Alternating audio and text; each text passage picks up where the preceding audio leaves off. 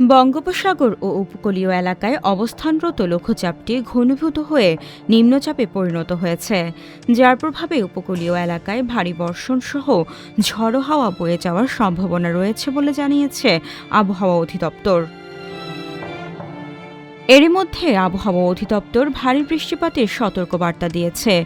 সতর্কবার্তায় বলা হয়েছে, বাংলাদেশের দক্ষিণ পশ্চিমাঞ্চল, পশ্চিমবঙ্গ উপকূল ও তৎসংলগ্ন উত্তর পশ্চিম বঙ্গোপসাগর এলাকায় অবস্থানরত নিম্নচাপের প্রভাবে ১৭ আগস্ট সকাল ৮টা থেকে পরবর্তী ৪৮ ঘণ্টায় খুলনা, বরিশাল, চট্টগ্রাম ও সিলেট বিভাগের কোথাও কোথাও ভারী থেকে অতি ভারী বর্ষণ হতে পারে এবং এসব এলাকার কোথাও কোথাও অস্থায়ীভাবে জলাবদ্ধতা সহ চট্টগ্রামের পাহাড়ি এলাকায় ভূমিধসের সম্ভাবনা রয়েছে। এর প্রভাবে দেশের সমুদ্র বন্দর, উত্তর বঙ্গোপসাগর ও তৎসংলগ্ন বাংলাদেশের উপকূলীয় এলাকার ওপর দিয়ে ঝড়ো হাওয়া বয়ে যেতে পারে। চট্টগ্রাম, কক্সবাজার, মংলা ও পায়রা সমুদ্র বন্দরকে ৩ নম্বর স্থানীয় সতর্ক সংকেত দেখিয়ে যেতে বলা হয়েছে।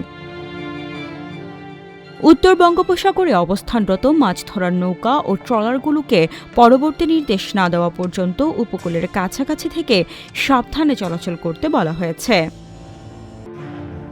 ১৭ আগস্ট সকাল থেকে সন্ধ্যা পর্যন্ত দেশের অভ্যন্তরীণ নদীবন্দরগুলোর জন্য দেওয়া আবহাওয়া পূর্বাভাসে বলা হয়েছে, ঢাকা, ফরিদপুর, খুলনা, বরিশাল, পটুয়াখালী, নোয়াখালী, কুমিল্লা, চট্টগ্রাম, কক্সবাজার ও সিলেট অঞ্চলের ওপর দিয়ে দক্ষিণ দক্ষিণ-পূর্ব দিক থেকে ঘণ্টায় ৪৫ থেকে ৬০ কিলোমিটার বেগে অস্থায়ীভাবে দমকা ঝড়ো হাওয়া সহ বৃষ্টি, বজ্রবৃষ্টি হতে পারে। এসব এলাকার নদীবন্দরগুলোকে ১ নম্বর সতর্ক সংকেত দেখাতে বলা হয়েছে।